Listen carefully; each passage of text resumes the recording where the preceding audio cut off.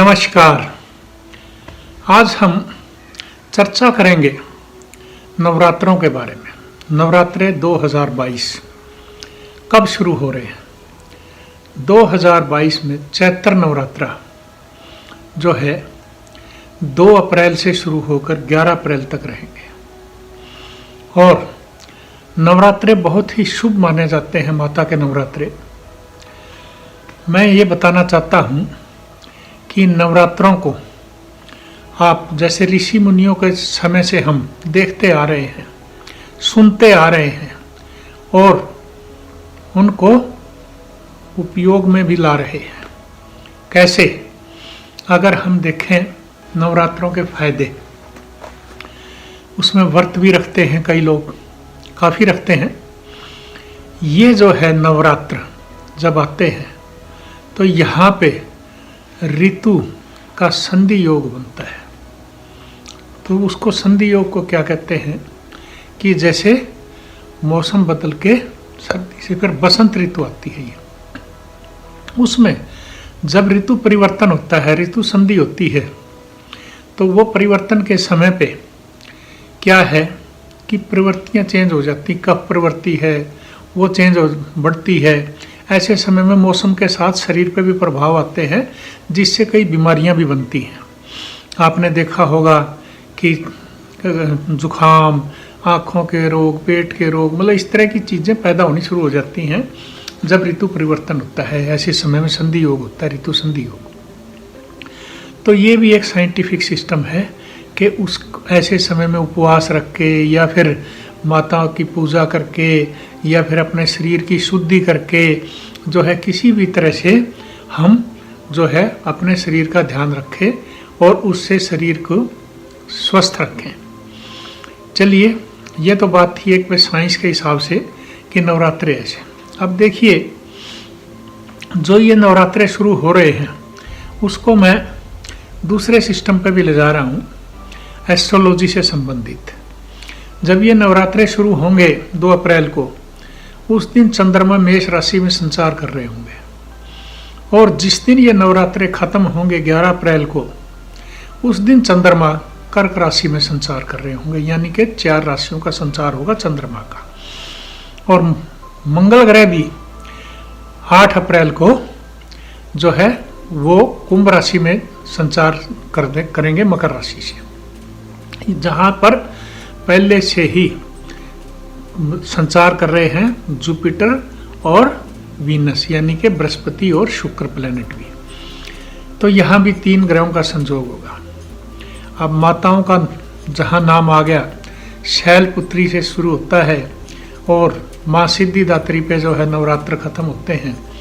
तो मैं ये बताना चाहता हूँ कि माँ दुर्गा के जो 9 रूप हैं, उन 9 रूपों को हम वर्णन करते हैं अलग अलग दिनों के हिसाब से और उसी हिसाब से हम बताते हैं अगर भाई जो है भोग लगाने के भी तरीके। पहले दिन जैसे घी का भोग लगाओ, दूसरे दिन आप शक्कर का भोग लगाओ, तीसरे दिन दूध या दूध से बनी मिठाई का भोग लगाओ, चौथे दिन जो है मालपुए का, उसी तरह से 5वें दिन, और इसी तरह से करते करते जो है आप आखिर में तो वो जो है तिल के तेल का भी जो है दिया भी जलाते हैं और उसके लिए आखिरी दिन सारा दिन और रात हम दिए भी जलाते हैं आखिरी दिन तक। और उसी तरह से शुद्धि के लिए हम दूसरे कार्य भी करते हैं। अतः नवरात्रों का महत्व, नवरात्रों की उपासना, सब ये सारा सिस्टम एस्ट्रोलॉजी से भी जुड़ा हुआ है।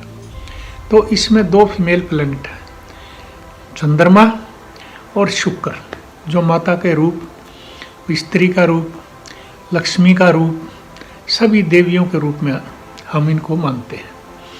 तो यहाँ मैं ये भी बताना चाहूँगा कि जब ये प्लैनेट इस तरह से संचार कर रहे हैं, ऐसे समय में वो आपको माताओं का आशीर्वाद मिलता है, तो इन राशि के जातकों को भी फायदा होता है। सामने जहाँ चंद्रमा देख रहे हैं, शुक्र देख रहे हैं, जैसे शुक्र आपके सिंह राशि को देख रहे हैं, कहाँ बैठे हैं? कुंभ राशि में। उसी तरह से चंद्रमा जो है 4 जब राशियों से संचार करेंगे तो वो देखेंगे तुला राशि को, कहाँ से? मेष से। और टॉरस से दूसरी राशि, वृषभ से कहाँ देखेंगे? स्कॉर्पियो को, वृश्चिक राशि को। तीसरी राशि मिथुन, उससे कहाँ देखेंगे? धनु को। चौथी राशि जो है कर्क राशि, उससे देखेंगे वो मकर राशि को।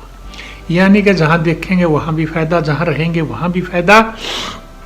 और ऐसे में जब ये नवरात्रे शुरू होंगे तो ब्रह्मांड की कुंडली में काल सर्प दोष बना हुआ है, यानी संघर्षमयी साल चल ही रहा है। इस साल का शुरुआत ही काल सर्प दोष में ही रहा है और चल ही रहा है, वो बार बार काल सर्प दोष आ जाता है।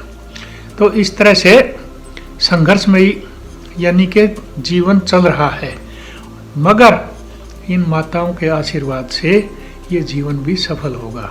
अतः जो मैं बताना चाहता था कि ये ऋतु संधि के योग पे आप अपने शरीर का भी ध्यान रखें, व्रत रखना चाहें रख सकते हैं, अपने शरीर की शुद्धि करें, व्यसनों से बचें और इसके साथ साथ माताओं का आशीर्वाद लें। अपनी श्रद्धा के अनुसार दान दक्षिणा ज़रूर करें। जैसे मैं बताता हूँ कि पक्षियों से, पशुओं से और मनुष्यों को, सबको, जो भी निडी हैं उनको सबको आप दान दक्षिणा ज़रूर करें, जिससे कि समाज में उन्नति हो और देश में प्रगति हो, संसार में प्रगति हो। ये जो चल रहा है संसार में इस समय फाइनेंशियल क्राइसिस खास करके जो, तो ऐसे समय में महामाई लक्ष्मी की कृपा हो, यानी कि अगर माताओं की कृपा है, दुर्गा की कृपा हो, दूसरी माताओं की कृपा हो, तो ये संसार ठीक तरीके से सुचारू रूप से कार्य कर सकता है। और इस वास्ते ये नवरात्रे भी आपके लिए शुभ हो सकते हैं। दूसरी जो राशियां हैं, जैसे जो बच गई हैं राशियां, उनके बारे में बताना चाहूँगा कि जैसे कन्या राशि है, कन्या राशि से चंद्रमा जैसे जब कर्क में जाएंगे तो 11वें हो जाएंगे, तो वो भी फ्रूटफुल है लास्ट के, कोई बुरा नहीं है। उसी तरह से दूसरी जो राशियां हैं, जैसे मीन राशि है, मीन राशि से चंद्रमा जैसे शुरुआत करेंगे तो वो दूसरे घर में होंगे, वो भी धन भाव में ही होंगे। यानी कि कोई भी राशि के हिसाब से, मतलब कहीं ये संचार जो है कोई बुरा नहीं आ रहा है और आप इसका फ़ायदा उठाएं और जितना भी कोशिश हो आप माताओं का आशीर्वाद लें। इसके साथ साथ मैं कहूँगा कि चंद्रमा और शुक्र ये 2 प्लैनेट हैं, यानी इन 2 प्लैनेट का भी आप ज़रूर आशीर्वाद लें और इनसे संबंधित चावल है, दूध है, दही है, खीर है, जो भी आप, या सफ़ेद मिठाई है, दूध से बनी हुई घी है जी, जो भी आप श्रद्धा से दान कर सकते हैं वो आप ज़रूर करें। धन्यवाद। तो दोस्तों, कैसा लगा आपको हमारा ये वीडियो?